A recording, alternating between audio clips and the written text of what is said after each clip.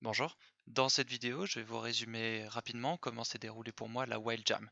La Wild Jam, c'est une game jam, donc un temps donné pour créer un jeu vidéo, spécialisé dans le logiciel Godot Engine.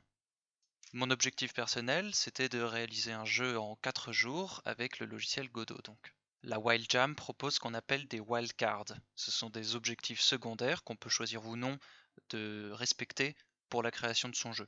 J'ai décidé d'en respecter deux. Le premier, c'était qu'il fallait que mon jeu intègre des juicy effects, donc des effets satisfaisants, des effets un petit peu partout dans le jeu. Le second, c'était qu'il devait être agréable à speedrunner. Dès ma première journée de développement, j'ai à peu près réussi à avoir le jeu auquel je pensais. Donc un jeu où il faut connecter des points avec la souris. À cette étape du développement, j'ai déjà quelques effets visuels intégrés, mais pas certaines mécaniques de base, comme le fait qu'on meurt lorsqu'on croise sa propre ligne. À ce moment-là, je discute un petit peu avec certains utilisateurs sur Discord qui réalisent la même jam que moi en simultané.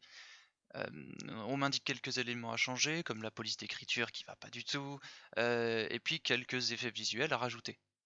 Pour ma deuxième journée de développement, j'ai donc rajouté quelques effets visuels, j'ai changé cette satanée police d'écriture et j'ai également rajouté un score qu'on a tout au long du jeu et qui nous est rappelé à la fin.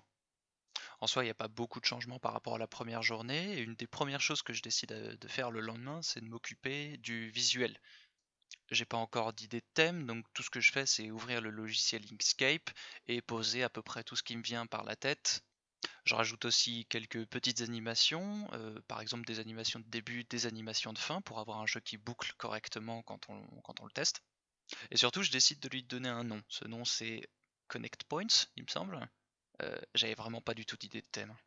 En tout cas, créer des assets, donc des éléments visuels de test, qu'on appelle des placeholders, ça va surtout me permettre de me cadrer, de commencer à faire mes animations, mais pas dans le vent. Je vois sur des assets visuels ce qui se passe. Et pour cette troisième journée de développement, je me rends compte que je commence à avoir des animations visuelles plutôt sympathiques, une boucle de gameplay qui fonctionne tout à fait correctement. Donc pour moi, la dernière étape pour ma quatrième et dernière journée de développement, ça va être le thème. Donc une fois que l'idée du thème m'est venue, j'intègre tous mes assets visuels que j'ai fait sur Inkscape et surtout je rajoute le sound design.